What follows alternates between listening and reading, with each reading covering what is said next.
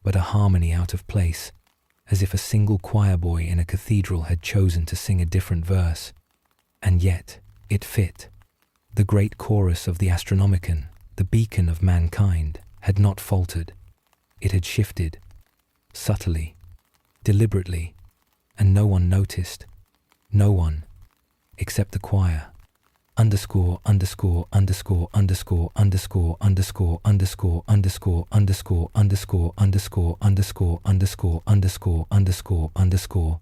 Beneath the vaulted golden citadels of terror, in a subchamber buried even below the throne, lives the choir that was forgotten. Not officially, not even unofficially. They are not sanctioned. They are not astropaths. They are not psychers. They are what is left when a soul is not fully consumed by the throne, but not fully returned either. The black ships take 1,000 children. 900 are burned. 50 are broken. 10 are consumed. But a few, a tiny handful change. They do not scream. They do not die. They simply begin to sing. And the emperor hears them, or rather, heard them, until one day he stopped listening, and the choir kept singing anyway. Underscore, underscore, underscore, underscore, underscore, underscore, underscore, underscore, underscore, underscore, underscore, underscore, underscore, underscore, underscore, underscore, underscore. They are ancient, these forgotten ones. Children, no longer children, faces ageless with psychic erosion. They sit in perfect silence in a circular chamber carved not by tools, but by thought. Their throats do not move, and yet their minds resonate, a continuous harmonic chord that weaves in and out of existence like a slow tide. There are no guards, no scribes, no records, only them, and one listener. Her name is Issa Solen.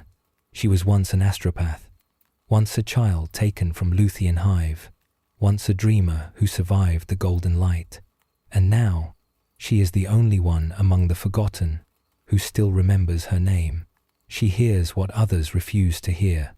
She watches for the wrong note, and when Velos entered the vault, the wrong note sounded underscore, underscore, underscore, underscore, underscore, underscore, underscore, underscore, underscore, underscore, underscore, underscore, underscore, underscore, underscore, underscore, underscore. Issa Solen rose from her place beside the circular. Her eyes were gone, scorched away long ago, but her vision had never been clearer. She moved not like a prisoner, nor like a seer, but like a keeper of promises. She walked the spiral corridor until the walls ceased to shimmer, until memory thinned enough for the present to reassert itself, until she found the place where no one was watching. The doors opened for her. They should not have, but the throne knew her still, and now she knew what the choir had been singing all this time. It had not been a hymn, it had been a warning. Underscore, underscore, underscore, underscore, underscore, underscore, underscore, underscore, underscore, underscore, underscore, underscore, underscore, underscore, underscore, underscore. Velos found her before she found him. Or perhaps they found one another at the same time, at the junction of destiny and chance. He saw her and understood, not with logic, but with resonance. They had both heard it, the shift, the truth that had leaked from the vault into the throne. And though she did not speak, he heard her words. You opened it. Yes, he said. Then the silence will not hold much longer. It was never meant to, he replied. Underscore, underscore, underscore, underscore, underscore, underscore, underscore, underscore, underscore, underscore, underscore, underscore, underscore, underscore, underscore. They sat in silence at the edge of the underpalace, far below the light, far above the madness, between the vaults and the cathedrals, where the walls still remembered the emperor walking, not just sitting. Velos asked the question slowly. Why are they singing? Issa Solen turned her empty gaze to him. Because he made them remember. The emperor? Yes. Once.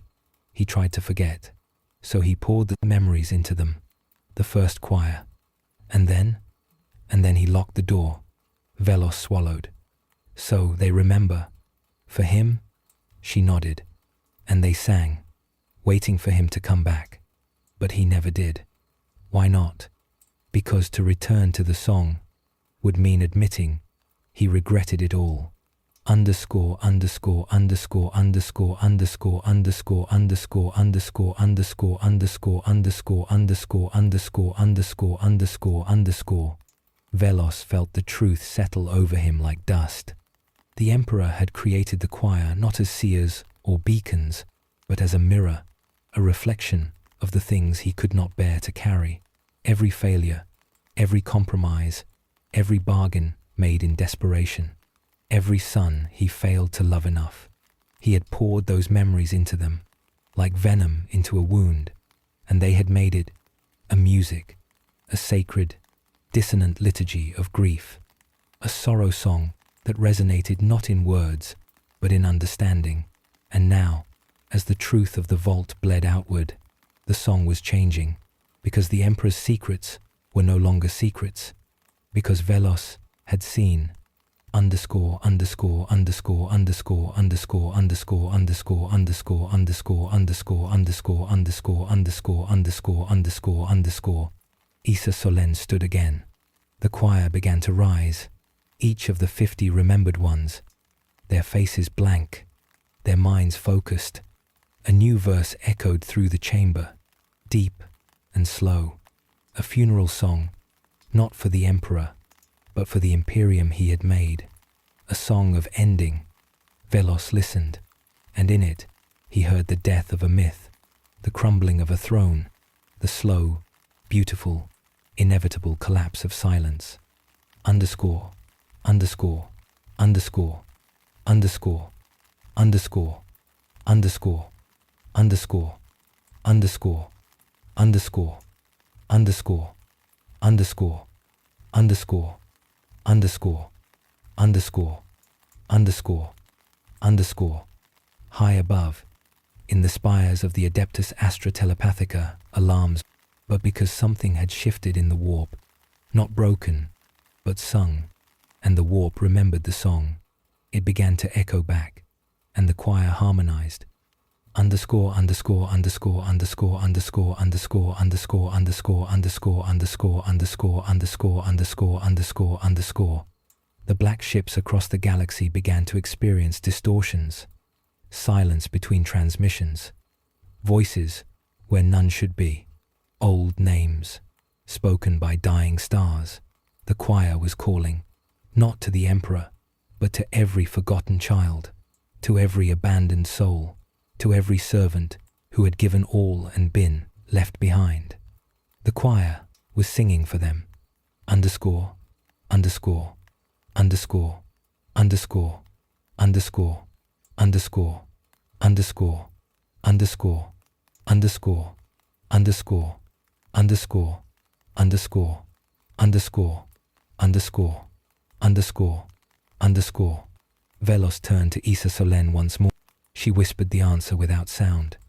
Now, the dream begins to remember itself. And if it wakes, then we will see the emperor not as we imagined him, but as he truly was. And somewhere deep in the warp, something vast and ancient paused. It listened, and it understood. The choir was singing its own story now, and nothing could ever silence it again. Not all guardians are deaf to history. Not all sentinels are blind to truth. Among the 10,000, one heard. His name was Athanor Varn. His armor was gold. His oath was older, and his doubt was new. Athanor had stood vigil beside the golden throne for over 400 years. He had not spoken in 120, not because he lacked voice, but because he lacked reason. Words were inefficient, and loyalty, true loyalty, required only presence, not explanation. But then the Astronomicon blinked, and though none said it aloud, every custodes felt it, a gap in the breath of divinity, a heartbeat that never came, a moment where nothing watched back. For most of the 10,000, the response was simple: reinforce the vigil, double the internal sweeps, burn the silence with training rites and devotional mantras. Truth, after all, is just another heresy unless proven useful. But Athanor listened. He did not speak of it to his brothers. He did not even consult the archives. Instead, he went walking. Not far, not outside the palace, but far enough. He walked the vaulted archives of Silent Terror, a forbidden wing of the imperial palace where thought itself was cauterized. Here lay the words the emperor chose not to share, broken theses, half-truths, censured doctrine, fragments of a time before faith. Here, in dust and entropy, Athanor found the scrolls of Velos, or rather, found what remained.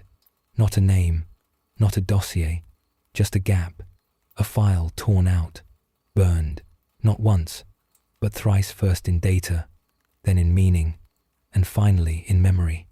But in its place was an echo, etched faintly on the wall, as if scratched by a dying mind, the one who remembered the emperor before he lied. And Athanor froze, because something in that phrase made his soul shiver, not in fear, but in recognition. He had known the emperor as warrior, as builder, as god, but never as liar. That word was treason, but it fit. And in that moment, Athanor Varn made a decision no custodian had made since the heresy. He questioned. He returned to his post, silent, still, gold as ever. But inside, something cracked. And what leaks through a crack in a custodian's heart is not rebellion. It is remembrance. He began to observe differently. He watched the silence of the emperor, not as divinity, but as consequence. He watched the pain of the psychers not as necessary sacrifice, but as debt. He watched the throne drink the flesh of mankind, and he wondered, is this salvation or hunger? And then, one night cycle later, he heard it, a sound beneath silence, a voice within stillness, not from the emperor, not from the throne, but from the vaults below, where no voice should ever live. It was not a cry, not a call. It was a reading. Someone was reading aloud, and the words were not prayers. They were edits, redactions, rewrites, corrections, and every one was aimed at the foundations of the Imperium. Athanor drew his halberd, but he did not move, because deep within him, something wanted to hear more. He stood there for hours, still as death, listening to the unseen editor unmake the empire, one sentence at a time, and when the voice stopped, a single word remained in his mind: release. It did not mean treason, it meant truth. The next day, Athanor requested a pilgrimage, a rite rarely invoked among the custodies.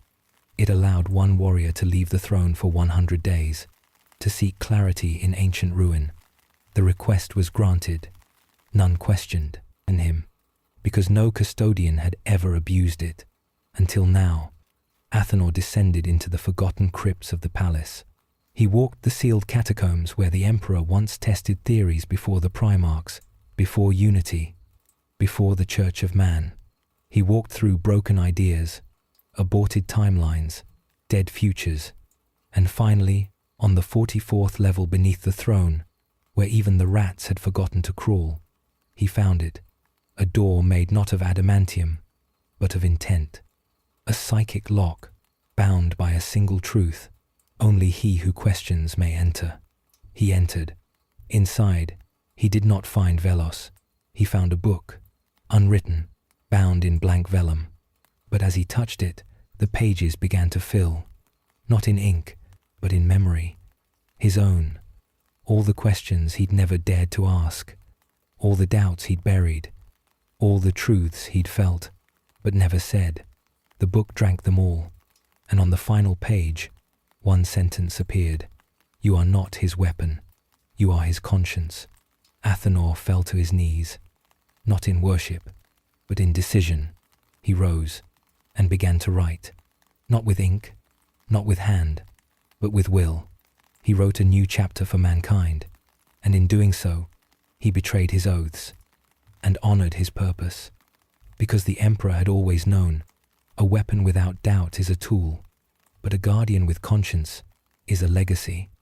And now, as Velos moved through shadows toward the throne, he would not be alone. Athanor Varn would be watching, not to stop him, but to understand, and in that understanding, to choose what must come next. There is a lie at the heart of the Imperium, not the lie of faith. That one is known, accepted, weaponized, but a deeper lie, one made not of words, but of function. The lie of the Golden Throne. It is called a beacon, it is called a prison, it is called a mercy, but the truth is far crueler. It is a mouth, and it is always hungry. Once, it had purpose. The Emperor's will burned within it, a psychic star lighting the darkness, holding the warp at bay. Once, it was a throne in name and power, but now it consumes, and not just psychers. It consumes memory, it consumes truth.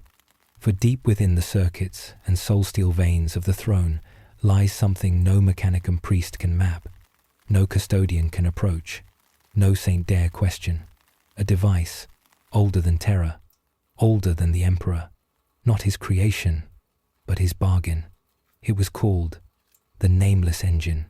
Its origin is unrecorded, even in the Black Vaults. Some say it was found beneath the Himalayan mountains, unearthed from strata predating the rise of mammals. Others whisper it fell from the stars, a relic from a time when gods feared other gods. Whatever its truth, the emperor made it part of the throne. He fed it, first with power, then with possibility.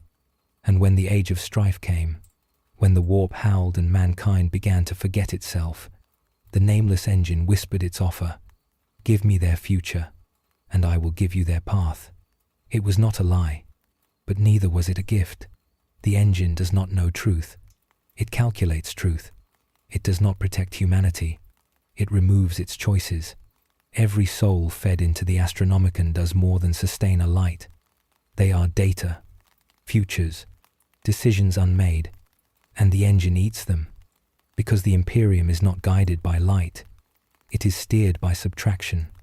Every day thousands die upon the black ships, and from their minds the engine culls every divergent thought, every potential heresy, every future where mankind strays from the path the Emperor once foresaw. And then, by process of elimination, the throne shines. It does not show the way, it simply erases all others. And that is why the Imperium cannot change, because the throne will not permit it. It cannot allow a future in which it does not exist. It is not a beacon. It is a loop, self-sustaining, self-reinforcing, self-devouring. And those who tend it do not understand what they serve.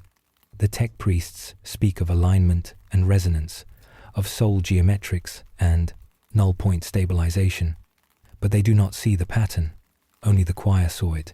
In dreams, in pain, in death, they felt the editing, the subtle warping of their thoughts as they were fed into the throne, their memories twisted, their ideas erased, their screams muted not out of cruelty but necessity, because what cannot be remembered, cannot be repeated. Velos had seen it, long ago, before his exile, before his name was stripped from the records and burned from the lips of the damned. He had served as a lexicographer within the palace's deepest black script archives. He had been one of the indexless, those who record the history that must never be found. And he had found a fragment, just one, a line of logic, half erased, but still intact. If the Emperor had survived, would the Imperium still be allowed to? It had shattered him, because the answer was no. The Nameless Engine did not serve the Emperor. It replaced him. It turned his vision into a system, a cage made of best-case scenarios and worst-case exclusions. And now, 10,000 years later, the throne sat atop a mountain of eaten futures, a lighthouse that burned with the light of what could never be. That is why Velos returned, not to destroy it, but to finish it, because there was one thing the engine could not calculate. a will that no longer cared to survive. The emperor had once been mortal, once had limits, once had doubt. The engine did not. It was incapable of doubt. But Velos had only doubt left.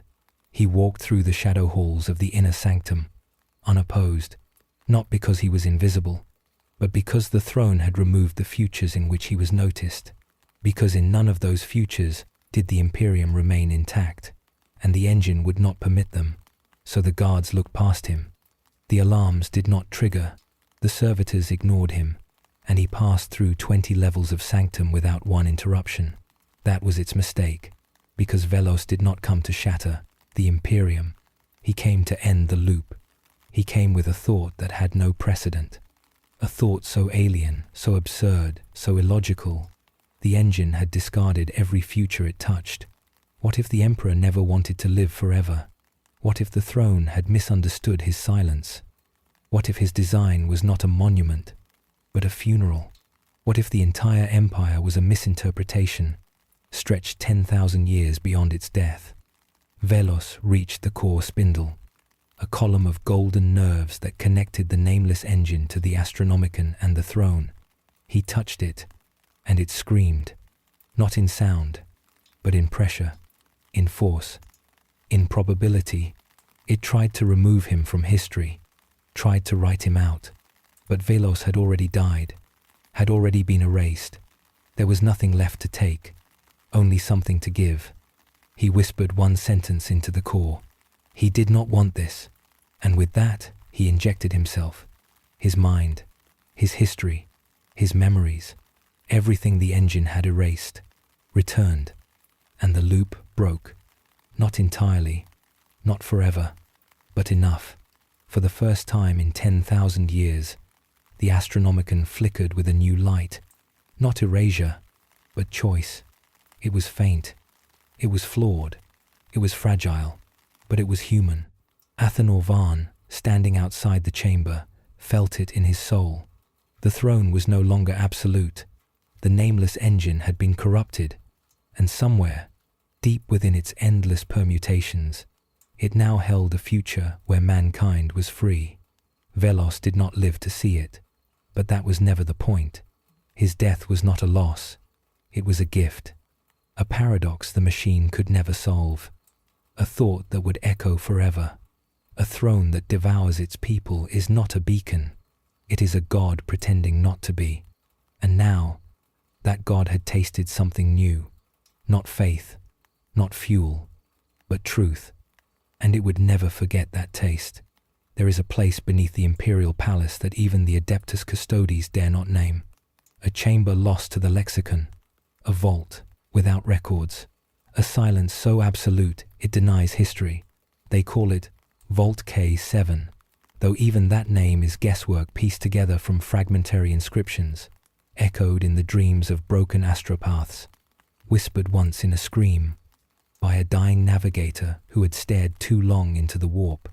It is not locked by doors, it is not guarded by turrets or traps.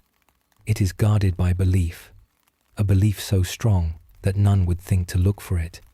And yet, Velos looked, not because he wanted to, but because he was called.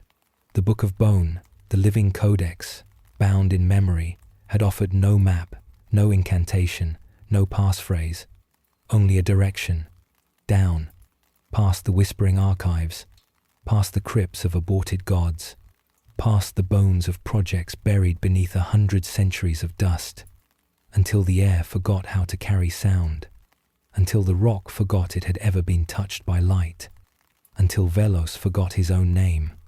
And then he heard it, not a voice, not speech, but song, a choir of impossible resonance. It echoed in stone, it pulsed in marrow, it reached into the very tissue of thought, and it was beautiful, but also wrong, because nothing should sing there, not in Vault K7, not in the place where the Emperor buried what he could not kill. And yet, the song persisted, a harmonic chime of 1,000 tongues, all echoing one note, regret. Velos did not walk forward. He was drawn. He passed through a veil, not cloth, Not energy, but memory. A wall of forgotten recollections that tasted of salt and sorrow. Each step peeled something away. Identity, purpose, fear. And then the chamber opened before him. It was vast, older than the palace, older than earth. At its center floated a sphere of black gold glass, 20 meters wide, suspended on nothing. Within it pulsed the source of the song, a being, or perhaps many beings, fused into a lattice of flesh and soul, light and language. The first choir.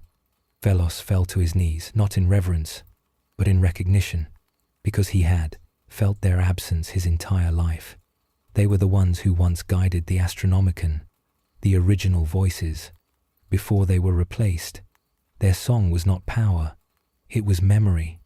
And now, after 10,000 years of silence, they were singing again, but their voices were cracked, wounded, dissonant. And in that dissonance, Velos understood.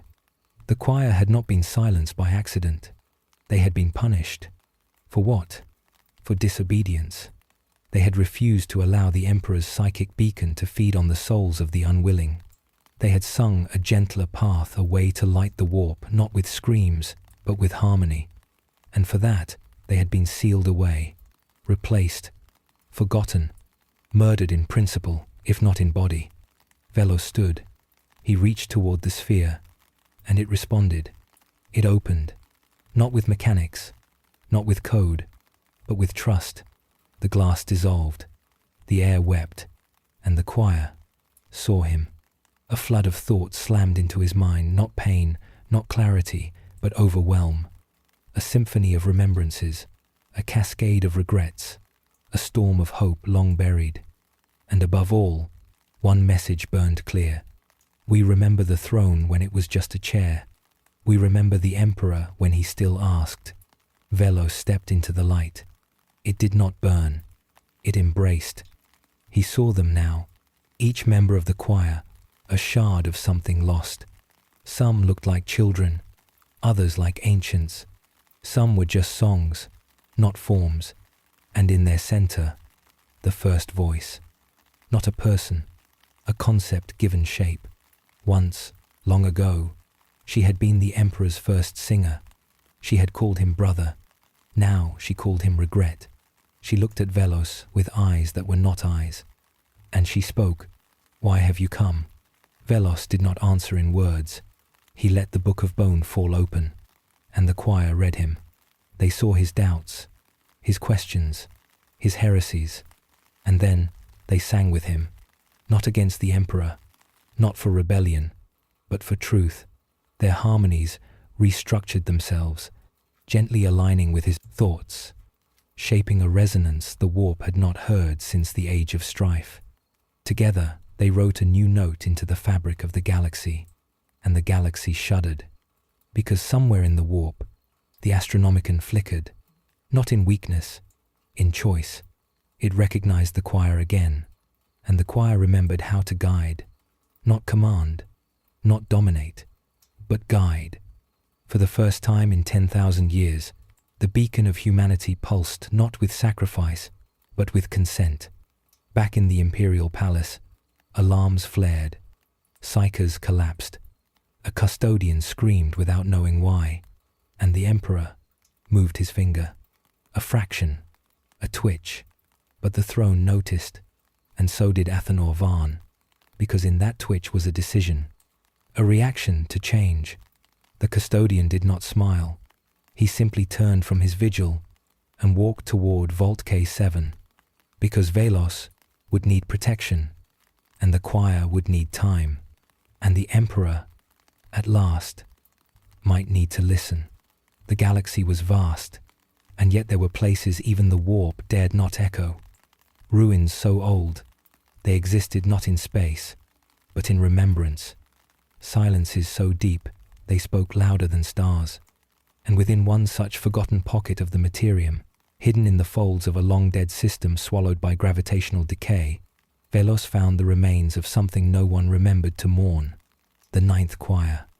They were not supposed to exist. 8 choirs were documented in secret histories, each bound to the Emperor's psychic engine, 8 pillars of resonance that upheld the Astronomicon through agony and obedience. But this ninth was never named, not because they were hidden, but because they were denied. Velos arrived there not by warp, but by pathing through memory. The first choir had shown him a route, a lattice of psychic echoes scattered through the immaterium like breadcrumbs made of grief. He followed them through collapsing thoughts, unmade timelines, and the broken dreams of extinct civilizations, until he emerged in a space with no stars, only silence, and in the middle of that silence, a moon-sized structure shaped like a spiral shell, part cathedral, part throat, part listening organ. It pulsed, faintly, like a lung that had forgotten how to breathe, like a mouth that had once sung galaxies into alignment. This was not a choir that had been killed. It had been unheard. Velos drifted into the structure aboard his whisper pod, his mind already aching from the harmonic pressure.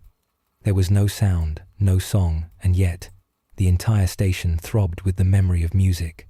Not just any music. Truth, layered in melody. He walked the spiral halls, each step taking him deeper through concentric echoes of what had been. The air vibrated with a resonance that was not alive, but not dead either, like a heart, paused mid-beat. And then he saw them, not corpses, not ghosts, but echoes frozen in refusal. 9 beings too vast, too strange to be human, suspended in mid-air like sculpted silence. Each was unique. Each bore a fragment of ancient song in their crystalline chests. They were not mutated. They were perfected, beings shaped not through pain, but through choice. Their bodies were not designed for power, but for harmony, and they had not died. They had chosen stillness. Velos stepped forward, his breath caught not from fear, but from recognition. He knew their names, not because he had read them, because the first choir remembered them, because the Astronomicon had been built on their shoulders then crushed them, because these 9 had been the original idea, a harmonic navigation system that moved not through sacrifice, but cooperation with the warp, until the Emperor changed his mind, until war demanded obedience, until music became screaming. Velos reached toward them, and the spiral shell responded. Light bled from the walls, flickering with long-lost chord structures. Runes lit up in tempo, forming a score not one of control, but invitation. The 9th choir stirred. One by one, their crystalline hearts pulsed, first in dissonance, then in acknowledgement. They saw Velos not as an intruder, but as a conductor. He did not command them. He listened, and slowly, painfully, the 9th choir began to move. Their voices returned, fragile as dust. Notes like broken feathers fell into the air, coalescing into a melody long exiled from creation. The song had no words. It didn't need them. It was memory. It was pain. It was forgiveness. And it was choice. Velos understood now. The Book of Bone had not been guiding him to secrets or weapons. It had been guiding him to the original dream, a vision before the throne, before terror was drowned in sacrifice, before choirs became slaves.